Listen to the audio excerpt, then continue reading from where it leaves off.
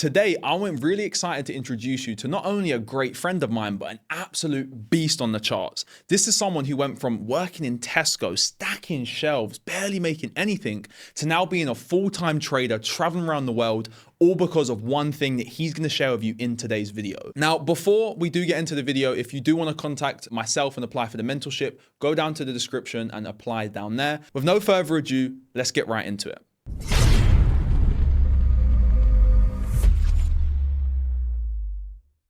So Nathan, what's good, my bro? How are you? Yeah, man. There. How you doing, my guy? That's it. I'm good, my bro. So obviously, man, like I know you've been experiencing some crazy success in the markets recently. So for anyone who I guess doesn't know you, just introduce yourself. Like, kind of, what's your journey been like? Yeah, man. So, guys, on the YouTube, what's going on? My name is Nathan, aka Mr. Tall, Dark, and Determined to Make Change, aka Mr. Skin Glowing, Teeth Showing, Money Mother effing Growing. So, yeah, I've been trading now for coming up, I think it's like 7, 8 years now. And it all started from getting scammed, actually. I'll be so real with you, So I started doing binary options with this guy that was giving signals. I didn't understand the whole, the whole affiliate thing that people are doing now. I didn't understand that. So they were pretty early in the game. So I started with them, made a little bit of money, and then lost everything. Like when I say everything, not like I was like on my bum. Do you know what I mean? Obviously, I was living at my mum's at the time. So, but bro, like I put in birthday money, lost all of that. I put in some of my Tesco wage, lost that. Bro, it was dark, bro. So I started looking at different ways to, learn. I wanted to learn how to trade, but it was just finding the right, do you see what I'm saying? Finding the right avenue to go down. So I stopped doing that. I was like, man, can I swear on this, by the way? I can swear, right? Go for it. Yeah, 100%, bro. Oh, fuck this trading thing, man. I'm gonna do something else. Cool. And then I ended up finding another friend who also was like, seemed to be doing okay. So I was like, cool. Then he tried to charge me something crazy, like, 5, 10, 10K. And I was like, yo, I don't have that kind of money there, bro. Literally. So obviously I put that to bed. And then obviously I got contact with someone that put me into, the network marketing company that obviously we met at, right? So obviously I was doing that for a while, started learning. Everyone was trying to, oh, call free friends, blah, blah, blah. I said, yeah, cool. I don't, not really with all of that. I was learning. I didn't really have an issue with winning trades at the time when I started learning because I realized that if I wanted to do something good, I had to learn from one person only, because it was just otherwise I'm learning from this, and the deer in headlights does nothing. They're just there like, what do I do? So I followed one person, I started making some profit. But the thing was, at the time, it was like, it wasn't winning the trades that was the issue. It was how many trades I was losing. I might make £100 and then I'm giving it all back. So it was like, I was finding difficulty there. So after some time, I eventually left that network marketing company. And then I started learning ICT, got a course and whatever. And at the same time, I was like learning Wyckoff. It was like I was doing two different things. So it was like the complete opposite of what I knew to do. I was like, okay, I see people doing Wyckoff, I see people doing ICT, and they seem to be doing all right. Let me just mix it all together and just see what happens. So I was doing that and I was making, some progress. I was doing all right. Started becoming, a little bit profitable. Not anything crazy, but I started making, some profits. And then it got to a point where it was like growing, and I was getting better and better. And I was improving over time. But then I started, catching, decent risk to rewards.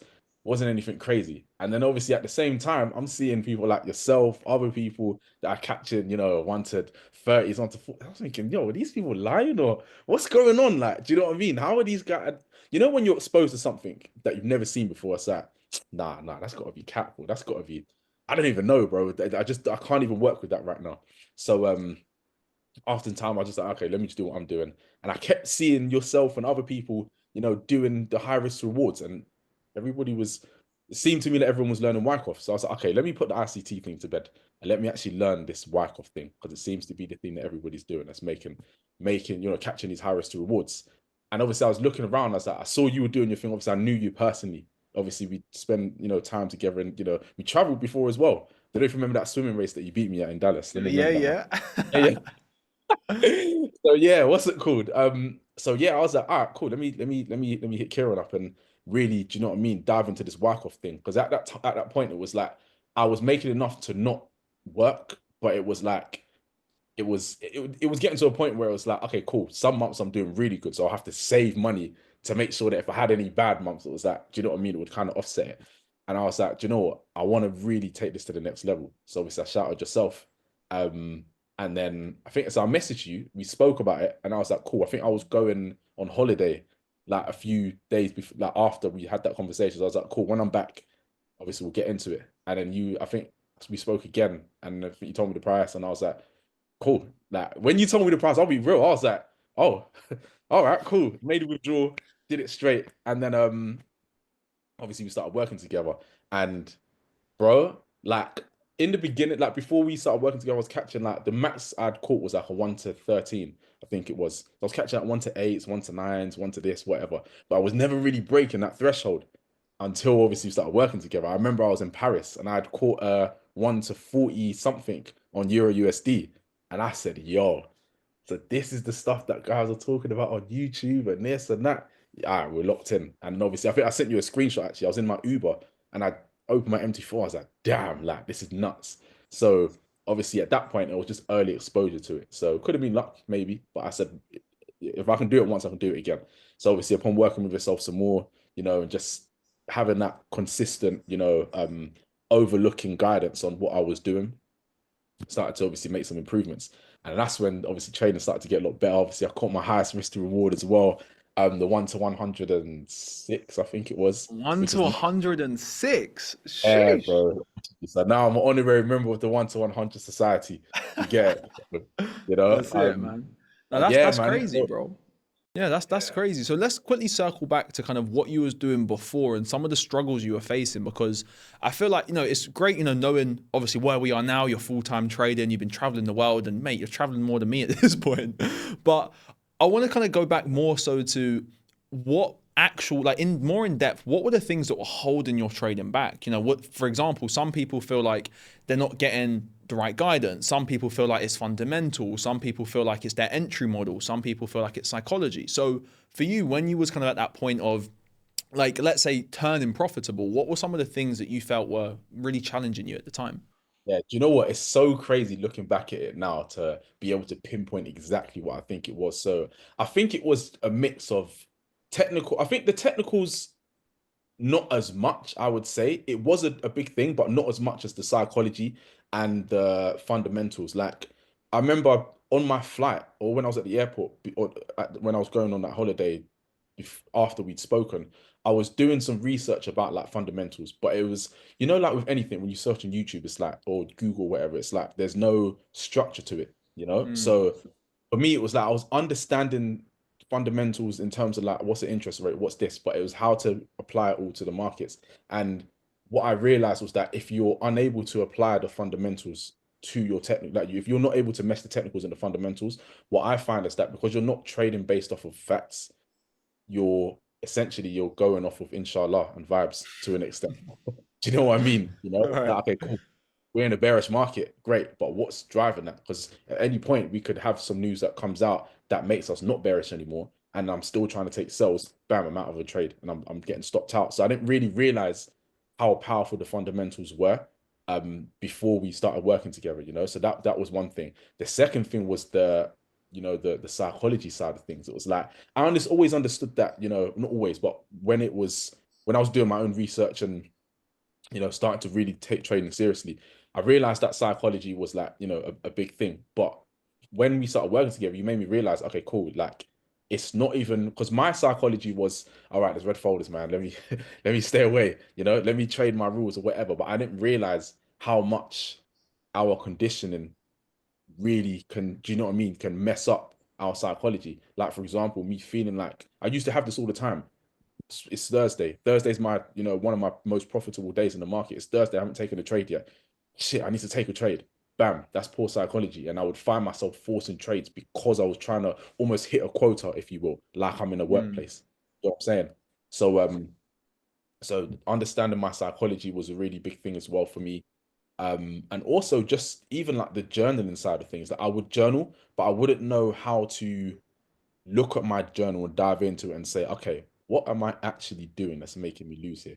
Because all the losses that I was taking, I thought before, before us actually working together, I thought, okay, well, I lost. This must be technicals. Must be technicals. Must be technicals, man. Da-da-da. And it's like, I didn't even realize that a lot of the time I would even follow my plan and I would still lose, but that would fuck my shit up. Do you know what I mean? Because I'm like, yo, I'm like following the rules. Why am I not winning this trade? You know, why am I not winning that trade? Why am I making profits and giving a good portion of it, sometimes all of it, back to the market? Do you know what I mean? So I think it was mainly those things. Like it was everything. It just everything. Once we started working together, everything kind of just elevated, and I started to heighten my awareness of certain things. You know. Obviously mentioned a few things there. You mentioned technicals. It was more so just to get the bigger risks rewards. It was still okay. But one of the things that really like drove home and increased that win rate was incorporating the fundamentals and psychology. So one thing you did mention with the fundamentals is making sure that the technicals are aligning with the fundamentals. So for you, when you were starting to understand like, okay, I'm seeing an accumulation, but oh, there's no reason for price to accumulate, you found yourself stopping to buy in zones that would actually lose. 100%, bro. I didn't even realize. I thought, okay, all accumulations are driven by, buyers trying to push the markets higher, not realizing that, okay, we're in a bearish market fundamentally and technically we're accumulating maybe to set up for a redistribution where the accumulations may be just being driven by, you know, previous profit taken from higher up. Okay, so stopping from like letting the market suck you into certain zones and thinking, oh my God, I should be buying here, but realizing, well, there's no reason for the bigger players to actually buy here. So that saved you taking more losses. 100%. 100%. Wow, that's powerful, man. And I think I agree with you, bro. I think fundamentals is a very important thing as well because, if we're taking a second, like, is an institution really going to drive price based on squiggly lines? Of course not.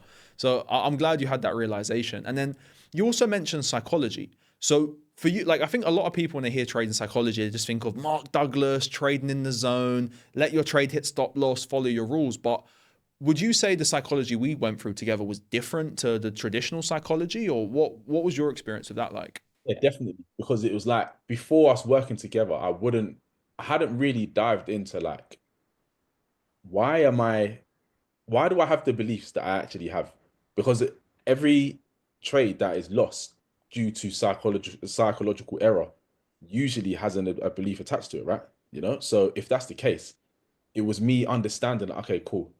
What beliefs do I hold that are causing me to make these errors? Do you see what I'm saying? With the rest of the stuff, like before we started working together and going through the psychological stuff, it was like, okay, you need to not be happy. I don't want to overgloss it, but it's like, positive thinking. And it's like, what does positive thinking have to do with Forex? Do you know what I mean? Mm, The real positive thinking now it's okay, positive thinking to me now is okay, if I follow my rules, if I study and master my psychology, if I do this and I do X, Y, and Z, then I will be a profitable trader. I think before it was, the common teach was like, oh, if you think positively, you're just going to become profitable. No, you're fucking not, bro. It doesn't work like that. So mm. that really, drove home for me was like, okay, actually go into what belief systems is it, you know? So if we kind And of that would build be, onto that then, like, so yeah, obviously with yeah. belief systems, you're talking about, for example, where you used to work at Tesco, would you say that it was the belief of, oh, I go to work for an hour, I get paid an hour. So now because you're at the charts, you're assuming that you should be doing something, you should be trading to feel productive. Yeah, 100%, bro. Because it's like you said, bro. We've been indoctrinated from early doors, bro. Even before we were working, because we would have been watching our parents go to work, and the more they work, I don't know, obviously for yourself, but like for like when I would see my mum going to work, it was like mum would be working a lot so that she could make money, and it's like when she wasn't working as much, it's like, oh, maybe I can't get those crisps there. Maybe I need to get these instead. Do you see what I'm saying? So from an early age, I'm seeing, okay, the more one goes out to work, the more they get paid. When I got older and started working myself, it was okay, cool. Swipe in, cool. I'm here for 8 hours. If I am ill and I go away 4 hours later instead of eight, bam. Now I'm earning less money. So me taking that, I tried to bring that into Forex, and obviously I was met with resistance, obviously, because it doesn't the market doesn't care about your previous psychology. It cares, is what you're doing now working, or is what you're doing now effective for profitability, or is it not? You know, So you started to change your belief system and kind of redesign how you was taught to make money your entire life, and you had to redesign that. So I guess for someone watching then, like what would be like an example? So maybe before you was on the, you mentioned on a Thursday, you would go to the market trying to trade because of that belief system. So then what happened? What like switch did you make in your brain, or what did you learn about to actually go from, oh, I need to trade today like a crackhead itching, to now having that abundant mindset and I guess letting the market come to you? Yeah, so I realized that, well, for starters, the main thing for me was like, okay, cool, it's Thursday. So what if it's Thursday? You don't even need the approach that I should have come in with is okay, it's Thursday. I realized based on my data, okay, great. I find that I've catch, really great trades on these days. But more so it's okay, is my plan presenting itself first? I started to take my, like in when you journal, it's like, okay, is this a green day or red day? I took it from, okay, is it a green day or red day because I made profit today, or is it a green day or red day because I followed my plan and actually followed what I was supposed to be doing? So I would say the switch for me from going from that the previous mentality was now me understanding, okay, it doesn't matter what day it is. This is Monday because I don't trade Mondays, yeah. But yeah, but it doesn't matter what day it is. Is this meeting the plan? It's either Mm, yes, it is, or no, it isn't. Just me switching the belief from what it was previously to this. You don't need to wait for a certain day. You need to wait for a certain, is your plan presenting itself? That was the switch for me. And when I started realizing that and going back through my journal and saying, oh, okay, cool, this was forced, this was forced, this was forced. Why was it forced? Because of this. Okay, now I changed that. And now it's like I will come to the market with a fresh, mind. And it's like, okay, right, it's Thursday. It's a higher probability day. So I'm going through my charts or whatever. Okay, great. Nothing's presenting itself here. I don't need to trade, you know? And mm. one thing that you said to me a little while back was if you were trading on a $100 million account, would you still feel the need to force it? I was like, yeah, that is deep, bro. So yeah, big up to you for that as well because Come on, it's man. I appreciate that. And one thing I know, I want to explore something a bit more. So one thing you mentioned was, you were taking some trades, and sometimes it was like, well, these trades weren't even valid. You were just forcing it. So I guess for those at home watching this, how can they actually determine if this trade was valid? Because for me, like with psychology, is it actually influences our perception of the market. Are these emotions, those beliefs, they literally change what we're seeing on a chart. That's why, for example, we're like, yay, this is a good trade. And then we look back and like, wait, what was I thinking? Why did I take the trade? Because obviously those beliefs were clouding the judgment. So I guess my question for you is, how did you, or how can someone really know if this trade was actually valid and met their criteria versus their psychology playing tricks on them? yeah, good question. So I would say for starters, have somebody outside of yourself looking at your stuff. Do you see what I'm saying? Like, because when you're in a state of emotion, it's like you can't I remember hearing this one thing, I read it in a book. The higher the emotion, the lower the decision making. So if I'm highly emotional and I take this trade, I might even go back to my journal later and be like, oh, because it was me that took the trade, I don't want to, I feel embarrassed to kind of admit to myself like, oh, I was emotional here. So you kind of just over gloss it. Whereas you having someone looking at what you're doing and trades that you've previously taken, they can look at it from a bird's eye view and be like, yo, this is not even this is not even me in the plan. Do you know what I mean? So Mm, I think the main thing I would say is have somebody outside of yourself looking at your stuff and don't feel, embarrassed like, oh, they're gonna see that I've lost the trade. Everybody loses, bro. Do you know what I mean? Like so rather embrace it and take it on the chin and be like, okay, cool. I took these trades. I don't know why. I think this is why. Like you build yourself a hypothesis and then go to someone and say, okay, this is my hypothesis. What do you think? And then they can say to you, okay, cool. No, this doesn't meet the plan. And then I can go back and say, okay, cool. This is what's going on. That's probably the main thing I would say. Have someone looking over your stuff.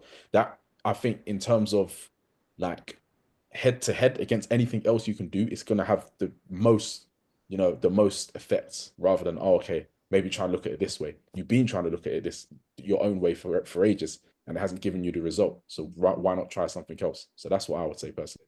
100%. And if you guys want any of your charts reviewed, you can go and join the Master Coin live trading community in the description down below. Cheeky little ad there. No, I like that, man. I like that a lot. And I think building onto what you're saying, some people, they have this sort of like ego. It might have been, for myself it was, where I didn't want to admit that I'm wrong, and I felt almost ashamed to share my loss to someone else, because I feel like, going back to the beliefs thing, we grew up thinking that losing's bad. You know, in school we lose, we fail a test, you know, we get maybe punished by our parents or something bad happens. There's always that negative consequence with failing. So for you, did you find that starting to reframe what losing meant to you started to change your results as well?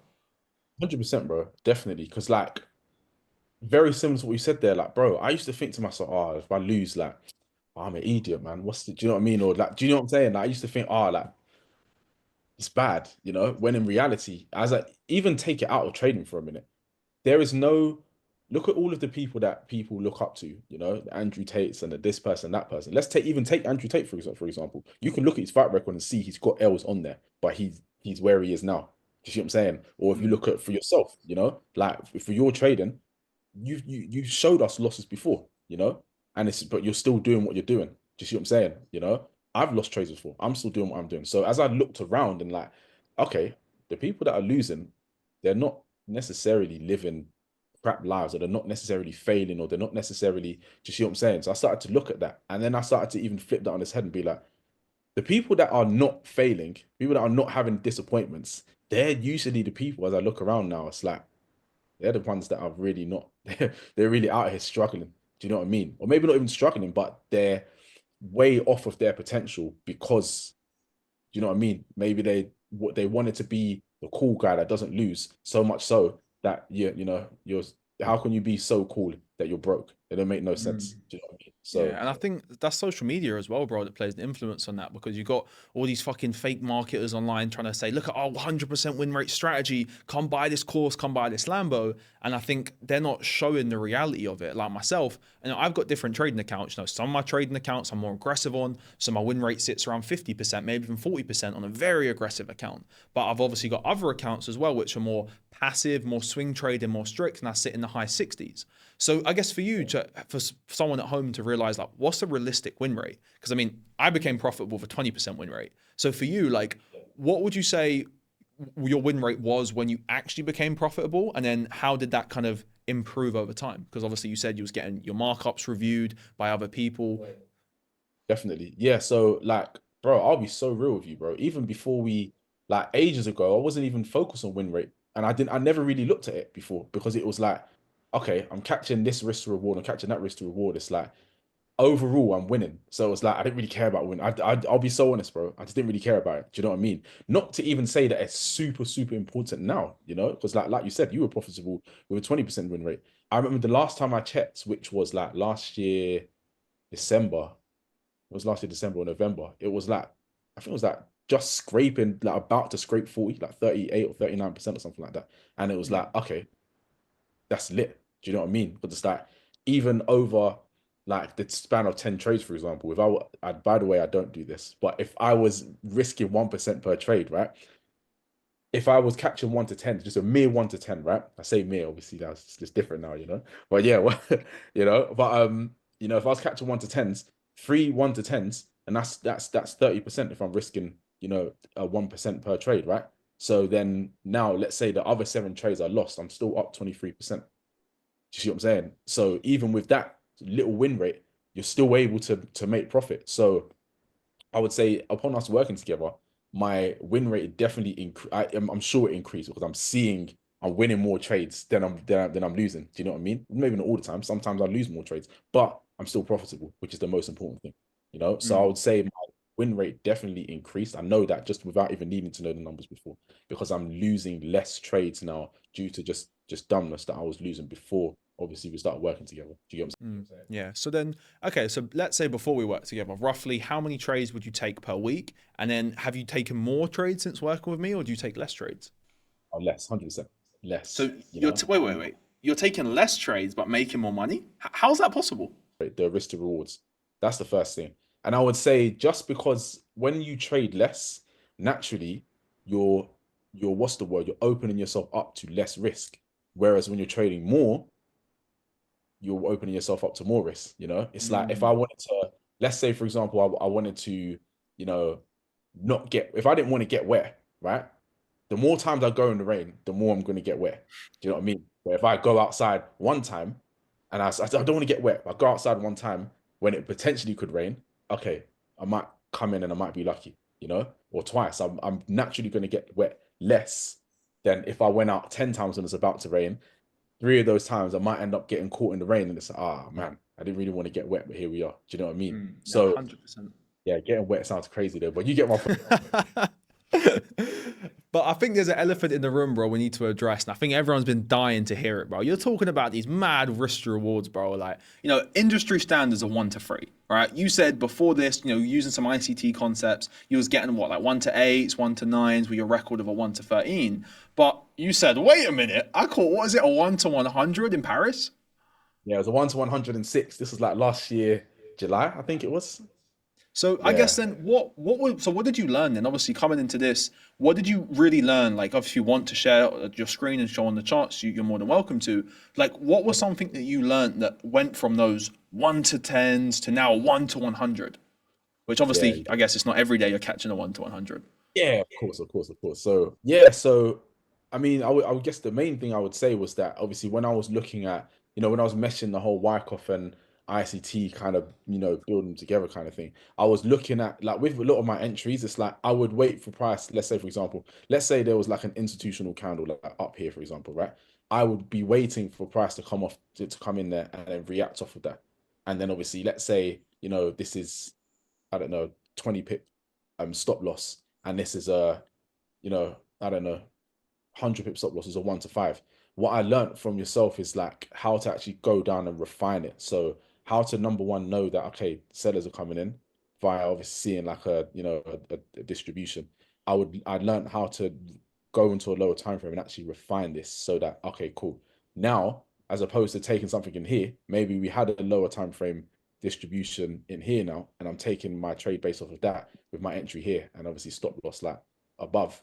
So now I've gone from a 20 pip stop loss to maybe an 8 pip stop loss, for example, which has obviously allowed my risk to rewards to go, to be a lot greater.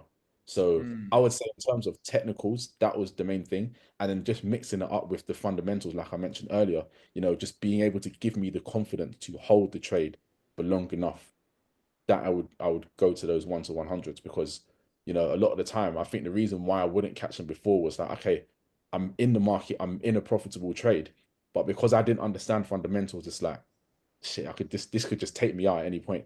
Whereas now it's like okay, I know if the fundamentals are driving this lower, I'm going with the wave. So essentially, I've got higher probability of catching higher risk to reward trades, and it's just been me repeatedly doing that over time of us working together. Where it was like, okay, cool, like I know what I'm doing, and I know how to do it, and I know what the fundamentals are, so I can just see what I'm saying. I can hold these trades for longer periods of time, and obviously catch those great risk to rewards. That's what I would say, my bro.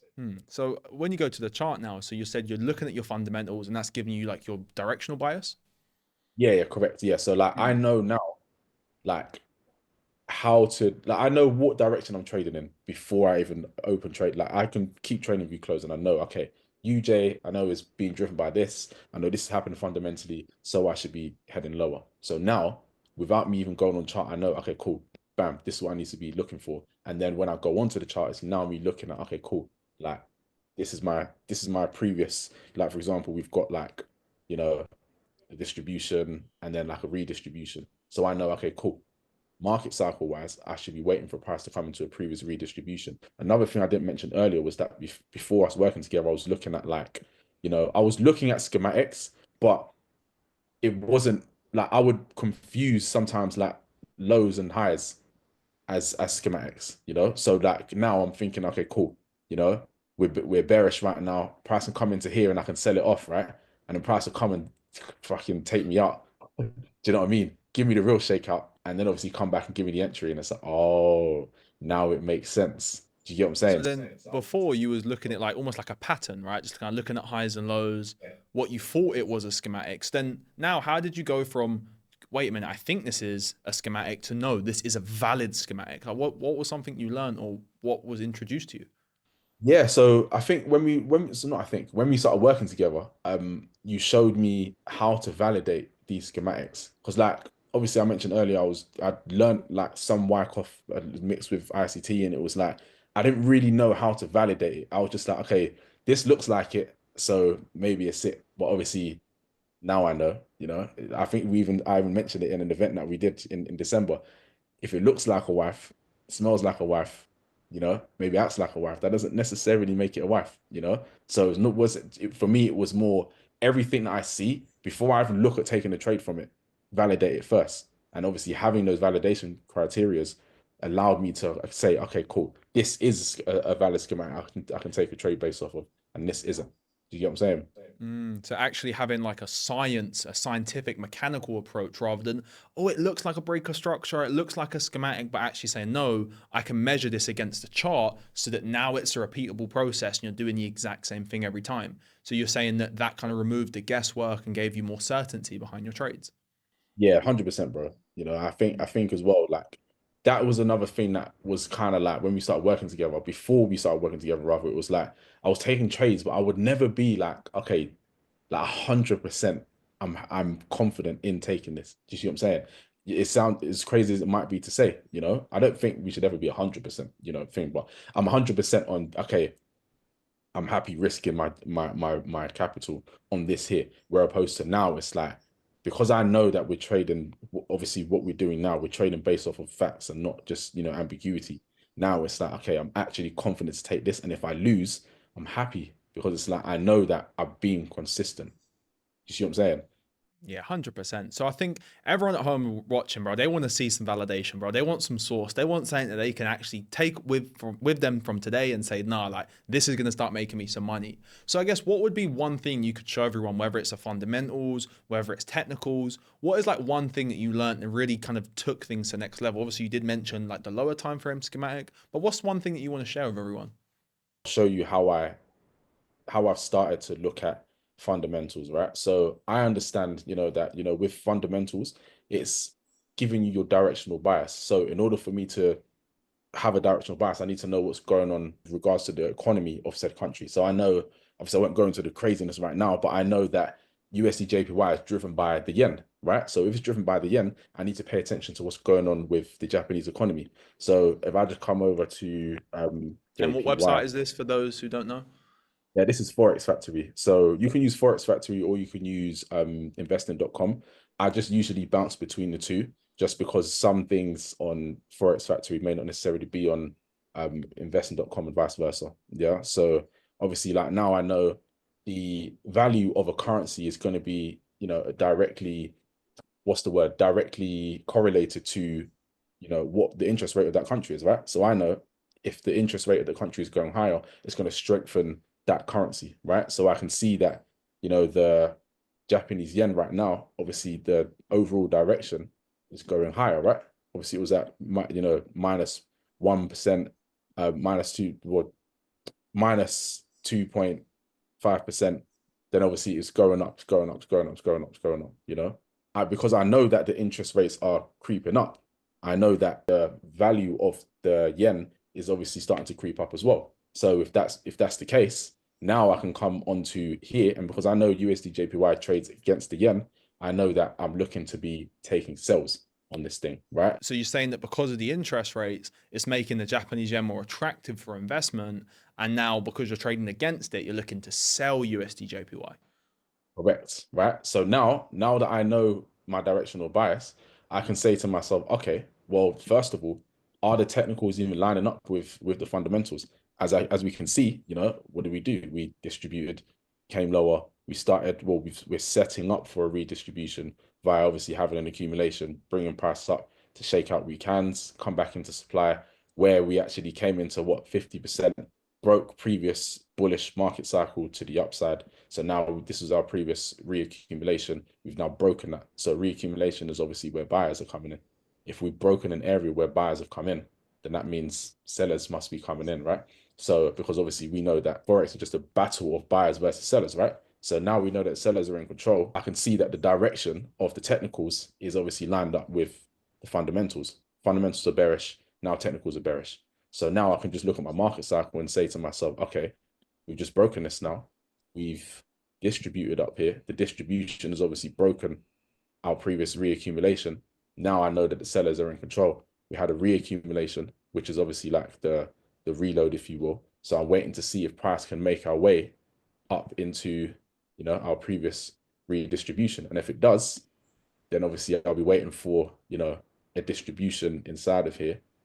So a distribution tells us that obviously, you know, sellers are coming into the markets, right? So sellers are coming into the markets inside of an area where sellers re-added sell orders in.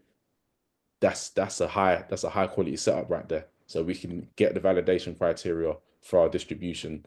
Then I'm happy to take this trade to come lower.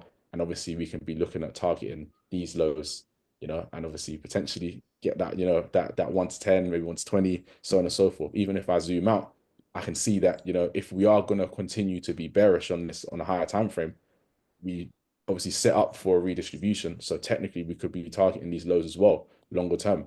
And if we can, you know, with if I can get a 10 pip stop loss in there and we've got 200 pips to the downside or whatever, that's some pretty nice risk to rewards. Take that on the funded account. Yeah, you're making some good money, you know? And then obviously, what if it doesn't play out, bro? Does that mean your whole strategy is wrong, or can you adapt this and get on the other side if certain things change? Yeah, definitely. So like if, for example, you know, we start to get some different information from, you know, the Japanese economy, maybe, you know, we start to see, for example, I don't know, they for some reason bring down their interest rate, right? If they bring down the interest rate, then that means obviously the value of the yen will start to decrease, which means this will start to go higher. For, you know, just as a random example. So we, if this doesn't play out, you know, or maybe we get that news come out before we come into these areas, I'm gonna start to look at, okay, should I even still really be looking at these areas right now? Because now fundamentals are not lining up with the technicals, you know. So at that point, if that happens, obviously I won't take it. Let's say we take this trade and it fails, and you know we start to break these highs up here, for example, you know, we start to break these highs. Most importantly, you know, these highs. If we start to break these highs and this doesn't play out, then I can restructure my plan to say, okay, fundamentals are technically bullish now. So now, from a technical standpoint, see what I did there? Yeah. What's it called? From a technical standpoint, I can start to look for buys. So now if we come into, you know, like let's say this accumulation or this reaccumulation that, you know, directly broke this high, now I can start looking at price coming in here and maybe buyers coming in. And if I see evidence that buyers are coming in, then I can be looking at buyers instead. So again, it's just about using that, the fundamentals and putting it together with the technicals and making sure that they're working in tandem. A lot of the time, you're going to find yourself taking higher probability setups. And if you find yourself taking higher probability setups over time, risking, you know, obviously the right amounts. When I say right amounts, I mean not over leverages and not allowing yourself to fall victim to, okay, this is high probability. I'm going to risk, you know, 6% per trade or whatever craziness that people are doing nowadays. You know, when you start to do that, then you start to find yourself being a little bit more profitable, and you build over that, and you build over that, and you build over that over time, and you find yourself living like Master of Coin, you know. Well, living like you, bro. I see you traveling all the time, man. It's good to see. Bro, that was some great stuff you shared on the chart. I know we all got a lot of value from it. Now, obviously, we know that my program look, is not the cheapest, but did you ever have any doubts that thought maybe I don't want to do this? It's a bit too expensive. I shouldn't be doing this. And if so, like what made you actually join? Yeah, so I wouldn't say the price of things was even a doubt, really. You know, if I'm being honest, like, you know, for me, I'm always put the money aside for a minute. I'm always willing to invest in myself, always, because it's the best investment you can make. Better than Bitcoin, better than, you know, real estate, better than all the things that people are talking about. You know, it's you know. So for me, it wasn't that. I would say that a doubt of mine was, okay, does this really work though? Do you know what I mean? Like, because obviously I'd seen, you know, people teaching this, some people teaching that, some people teaching this and that, whatever, right? So for me, it was more, not even so much does it work, because I saw it was working for you, it was more, can I make this work? Do you get what I'm saying? So not that I was doubting myself, but can I make this, like, do you know what I mean? You know, when you go through strategy to strategy to strategy, sometimes it can get a little disheartening, like, yo, like, bro, man's been learning this, man's been learning that, da da da da. And it's like, okay, cool. I don't really know if I can, you know, but for me, it was that I had to click back into it and be like, yo, come on, man. If someone else can make it work, I'm gonna make this shit work, bro, regardless. So that was, I would probably say, the doubt. that I had. But then upon that, it was just like, if I may be so crude, stop being a bitch, bro. You can't do it. Someone else is getting, doing good stuff, and they're doing stuff that you want to be doing, catching high risk rewards and stuff. So, and I wanted to catch high risk rewards. I wanted to improve. I said, all right, we will go through. And even if it didn't work out, it is what it is. It's only money, you can make it back. So yeah, bro. And am I glad I did it? 100%. I would say 100% because it heightened my awareness to a lot of things that I didn't understand. This is just a testament to the fact that, when you invest, like a lot of people are scared to invest because they're scared to let their money go because they are in fears that it won't come back to them in abundance. But I think I would say to those people, take your mind, step out of yourself for a minute and start thinking from a place of abundance. If you can get yourself to invest into yourself and you see the fruits come back, maybe do it on a small scale first. Maybe go and invest and buy a book and maybe learn something and apply it to your life. And you'll see, okay, cool, like you actually can make shit work for you. And then when you start to do that, over time, you start to get more confidence. But what I would even say is don't wait, man. Just commit, figure the rest out later. It's works for yourself. It's stuff that you're doing is working for other people. It's helped me. So I would definitely say, like, yeah, just do it, man. Just do it. Do it like Nike. Come on, man. I appreciate that, bro. And obviously, I'm very glad that you did take that trust in me too, because there's a lot of scammers in this industry, bro. Like, we both got scammed before. I remember we got scammed with the same thing. So I just want to say I appreciate you, taking that time to trust into me as well, bro, because again, there's a lot of shady shit in this industry. A lot of people claiming that they make all this money off the markets when in reality, they don't. You know what I mean? So I just want to say thank you for that, bro. And, don't forget to go to the comments. Let us know one thing you liked and learned. And of course, if you do want to join the Mastercoin Mentorship, you can go to the description and apply for that, and we'll see if it's a good fit for you. But with that being said, I'm going to see you at the top, from the top, because you already know that bottom is way too crowded. Sheesh.